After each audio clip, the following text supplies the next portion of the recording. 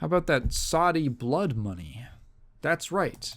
EA has been bought by Saudi Arabia. So, this is a weird one. This is not that's not the headline that I expected to read when I woke up, yesterday. But it's the one that came across my screen. And it's really bizarre because it's sort of come out of nowhere. I think there were some rumblings about a potential, but there's always rumblings about a potential buyout. Oh, they're gonna buy.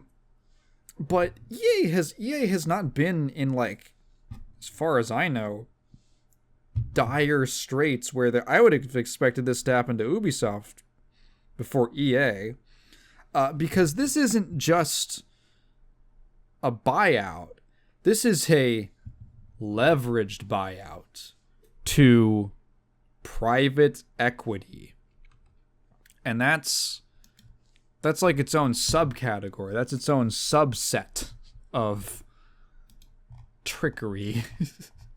So this is specifically, when I say Saudi Arabia, this is actually a couple groups. It's mainly 3 groups that they're being acquired by. And by the way, they're also going private. They will no longer be a public company. Saudi Arabia's Public Investment Fund, the PIF, which is a government fund. It's a government institution. An organization called Silver Lake, and another investor group called Affinity Partners. Now, Silver Lake is headed by Jared Kushner, the, son-in-law or brother-in-law to Donald Trump. So there's lots of awesome stuff going on over here. So basically, what is a leveraged buyout? Well, I know the phrase leveraged buyout from a little guy called Company Man. I say he's a little guy. He's much bigger than me.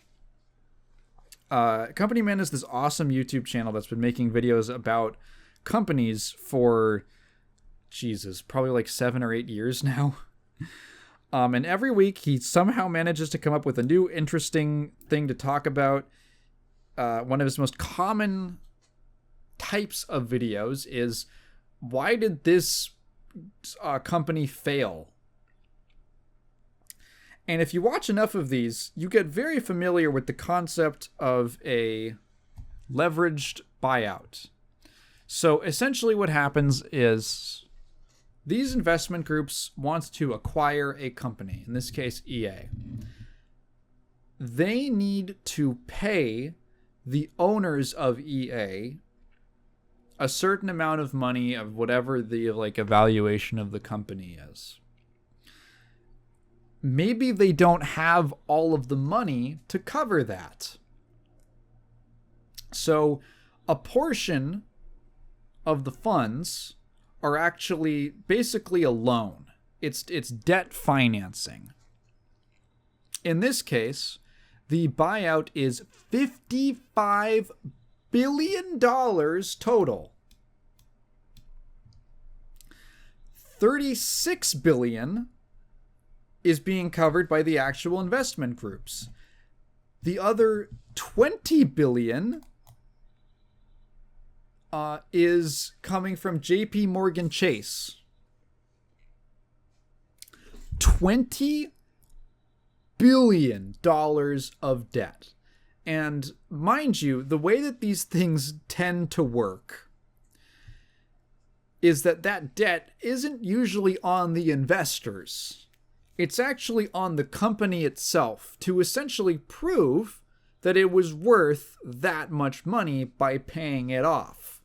So you can think of this as EA is going to be $20 billion in debt. And the investors, the investment groups, also would like to see about $36 billion return on their investment. Now, who's to say what time span their expectations will work on. Do they want it in 5 years? I don't know. But the truth of the matter, one of the most common outcomes, and this is a really extreme example.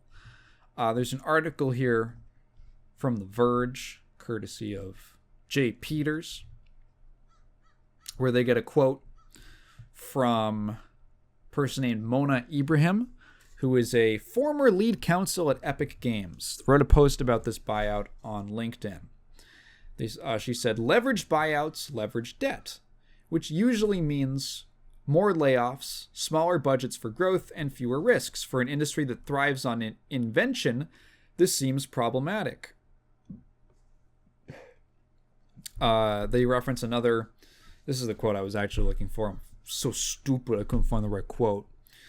An analyst for Circana named Matt Piscatella writes, $20 billion of debt financing is a shockingly large number to have to service, while also transitioning from a public to private organizations and all the implications that has on the people that work in it. We've obviously never seen anything like this at this scale in the industry before. So, it's not that this is the biggest acquisition, because later in this article, immediately after this, they point to the Activision Blizzard acquisition by Microsoft, which was bigger. It was $68.7 billion compared to the $55 billion of this one. This is a little bit of an apples to oranges, or not quite apples to oranges, but it's a different enough situation that it's not like directly comparable, but it honestly might be worse because of the amount of debt involved. And that's really the key difference, is the sheer amount of debt. $20 billion is a lot. And there aren't many comparisons that you can make. There are no comparisons to this type of deal in the gaming industry, and there's very few of anything in the broader entertainment industry.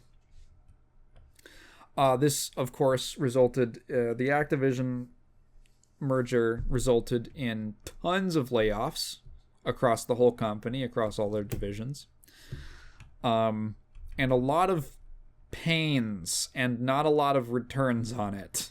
We have spoken endlessly upon the failure of the Activision Blizzard acquisition to pay off for Microsoft. Definitely in the short term, and I don't know if the long term is looking much better. Essentially, to put my cards on the table, what I expect to come out of this EA buyout is that they will essentially collapse under the weight of paying off the debt in a little while and basically be stripped for parts. This is essentially this is like the private equity playbook. They acquire some company, force a massive amount of debt on it, incur none of the risk themselves, and basically just strip it for parts. And they have enough money that they can absorb losses when the gamble doesn't quite work out. They're total parasites. Now, you might be wondering, why? Why is this happening? Well, curiously enough, it seems that no one is really asking why EA would be interested in being bought out. Maybe the answer is obvious. They just want money. And to be honest, as far as we know right now, that seems like the most probable answer. They just wanted money. They just wanted to get a merger. Same reason Bobby Kotick was eager to do the Microsoft merger is that the lifespan of a successful CEO is to join the company, increase the value by some impressive amount, and then merge and then jump ship. And if you look at Andrew Wilson, current CEO of EA, that's, I guess, approximately what he's done. Now, what Kotick did for Activision was kind of absurd. I think Andrew Wilson just wants to fucking retire, man. He's been doing this for over 10 years. Probably wants to retire and get a nice golden parachute. On the investors' end, obviously there are incentives to acquire big name brands and get them under your umbrella. Things like, you know, the EA Sports branding and stuff like that. But I think especially this really ties into, I'm sorry we have to go here, but geopolitics. I made a meme a while ago when the tariff prices hit the Switch 2. And it was something like, gamers, when the politics are actual geopolitics and not like women and black people being in their games. Uh-oh. Wait, what? What? Wait, I have to care about politics? What? So, namely, this is part of a broader movement by Saudi Arabia to diversify their portfolio. Historically, Saudi Arabia has had a ton of value in their country, but most of it has come off of the oil industry, which is, well, mildly volatile. I'd say in one sense, having a lot of oil is like pretty cool, but it also, there's like this tweet of this girl talking about this kind of common experience, which is, I believe it's something along the lines of, when your male friend gives you that gray area sexual assault look before going in for a kiss. That's kind of like what the United States does when you've got a lot of oil. So it's a little like, you know, it's a little bit volatile on the global stage. There's also the very significant movement in recent years from some large countries to move away from oil, such as China. China's on track to increase their green and independently sourced energy even more than they already have in the coming years. China's obviously a huge market with a ton of people that need a lot of energy, and they are trying to become more independent. So I think Saudi Arabia sees the writing on the wall, and their leadership is like, shit, we got to diversify so that we don't get left behind and left in the dust when no one wants to use oil anymore. I mean, people are always going to want to use oil, but the value of it might go down. So they have been diversifying, and one of the easiest ways to do that is in entertainment. So they're buying sports teams, which, make no mistake, are entertainment. They're buying fucking SNK so they can put Ronaldo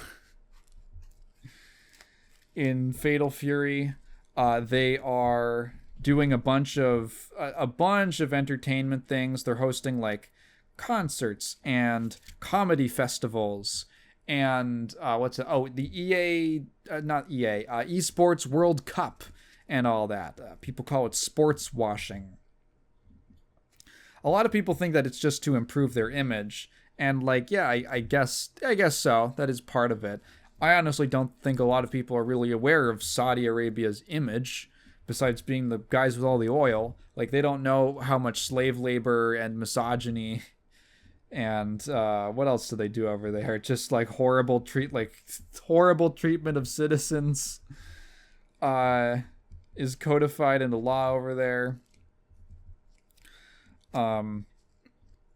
So some people have like a strong moral obligation to supporting anything with Saudi Arabia. And in some sense, I would like to have that as well. But also, I'm like, I can't ignore the irony of saying that and being an American who lives in America and pays taxes to the American government. Like, we've got concentration camps now, man. Like, I don't... I throw up my fucking hands. Everything feels fucked. I don't know. You just draw whatever line makes you feel better, I guess. So is this good for EA?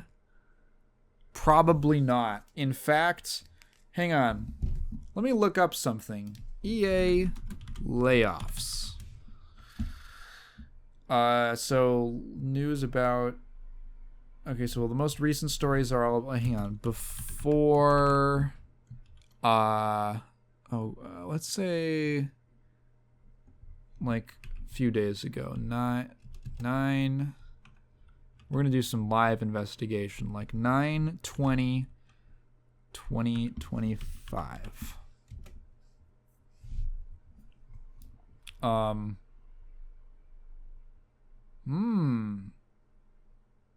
Actually not seeing any. I'm not seeing any layoffs recently. Okay.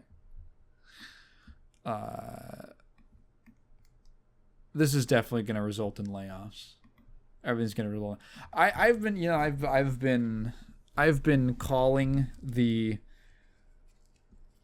contraction of the AAA games industry for a while now. It's not a bubble. I don't think it's accurate to call it a bubble. Maybe you could call it. Actually, no, it is a bubble. It is a bubble, but it's not popping. It's a big difference. It's not like a total instantaneous Black Tuesday collapse. It's a long, slow contraction. A little hole is punctured in the bubble, and it slowly contracts as it cannot support its own structure any longer. This, of course, coming off the heels of a very tough economy in the US right now. This is probably going to get worse until this all collapses in until the fucking country collapses in a year or two. So we're just kind of waiting that out. This is again another step. What did I say? I think the Ubisoft Tencent thing, that was the first knell. This is the next big one. This is EA. EA basically sold themselves out to a bunch of private equity, and thus began the breakdown, dissolving of the company, which is gonna trash a gajillion jobs in the process. How awesome.